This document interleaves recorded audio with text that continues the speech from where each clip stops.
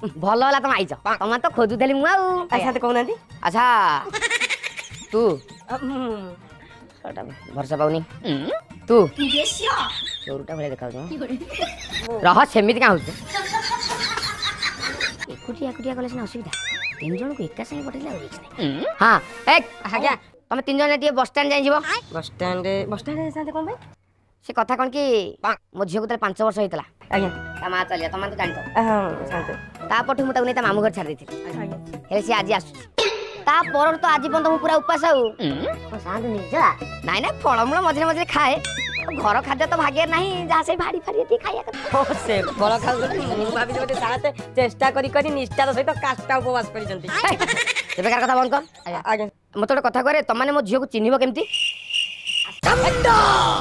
ଆପଣ ସେମିତି କାହୁଛନ୍ତି ଆପଣଙ୍କ ଝିଅ ତ ଏଡ଼ିକି ଟିକେ ନଥିଲା ଆମରି ଆଗରେ କେତେ ଜଣ ନଗଳାଇ ଟଙ୍କା ଟଙ୍କା ଚାଲିଛି ନା କଣ ଆଜ୍ଞା ସେ ଏବେ ଡ୍ରେସ୍ ପିନ୍ଧିଲାଣି ମାପ ମନେ ରଖିଛି ସାନ୍ତ ବିଶ୍ୱାସ କରିବେନି ଏଇଠୁ 7.5 କିଲୋମିଟର ଦୂରକୁ ଅନେଇବି ଜାଣିପାରିବେ ଆପଣଙ୍କ ସାନ୍ତ କୋଉଟା ଆପଣଙ୍କ ଝିଅ କୋଉଟା ସେ ବେକାର କଥା ତୁ ବନ୍ଦ କର ଯାଅ ନେଇକି ଆସିବ ଯାଅ ଆଜ୍ଞା ସାଥେ ଯାଅ ଯାଅ ଯାଅ ଭକ୍ତିରେ ଦିଏ ଆରେ ହଁ ହେଲା ଯାଅ ଯାଅ ହଁ ଯାଅ